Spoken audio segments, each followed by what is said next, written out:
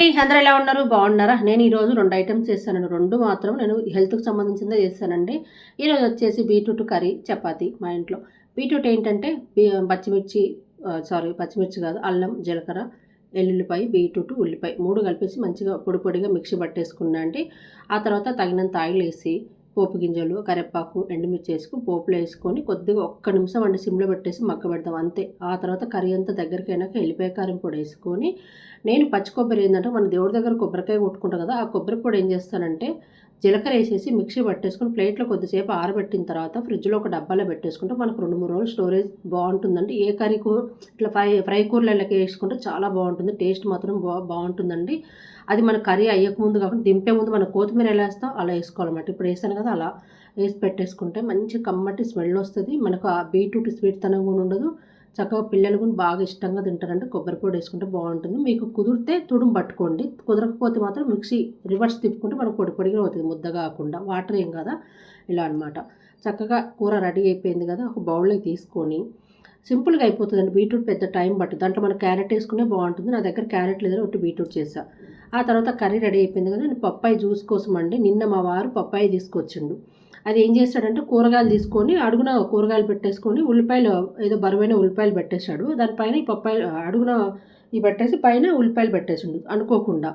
అందులో అట్లో ఇటు కుదుపడం మనం వచ్చేటప్పుడు బండి మీద గాని ఇట్లా కుదుపులకు కొంచెం నలిగిపోయింది కాయ.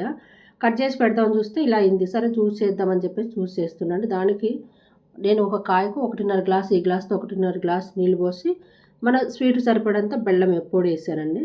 ఏసేసుకొని చక్కగా మిక్సీ పట్టేసుకుంటే అది కొంచెం పాలతో చేసుకుంటారు. కాకపోతే నేనైతే పాలు పోస్తే మా వాళ్ళు తాగరని చెప్పేసి నీళ్ళతో చేశాననమాట. చక్కగా చిక్కగా ఉందండి. ఒక కాయ 3 గ్లాసులొచ్చిందండి. మంచి హెల్తీ ఫుడ్ అండి ఇదైతే. హెల్తీ జ్యూస్ అండి. చాలా మంచిది ఇదైతే. పొద్దున్నే మీకు బెల్లం ఇష్టం లేకుంటే తేనెైనా ఏసుకోవచ్చంట. నేనైతే తేనె ఏసుకోలేదు. ఖాళీ బెల్లం ఒక్కటే ఏసానండి. చక్కగా చూడండి ఎంత చిక్కగా బావుందో. రోజు కాకుండా వారానికి ఒక్కసారన్నా ఇలాంటి జ్యూస్ తీసుకుంటే పొద్దున్నే మంచిదబ్బా! చాలా మంచిది హెల్త్‌కి మాత్రము.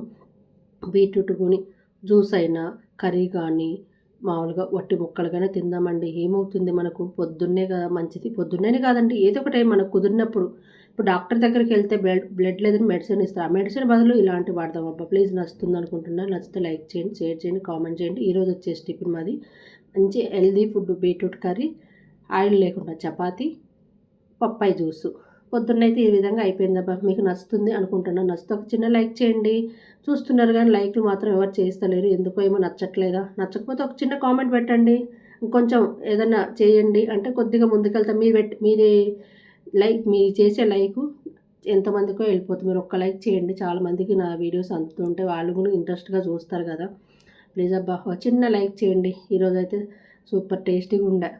కానీ దీంట్లో మనము తేనె ఏసుకున్నా మళ్ళీ ఖర్జూరం అది ఏసుకోవచ్చంటండి. నేను అన్నీ ఎందుకని చెప్పేసి నేను ఓన్లీ బెల్లం పొడి ఒక్కటే ఏసాను. మీకు ఇంట్రెస్ట్ ఉంటే అయన్నీ ఏసుకోండి.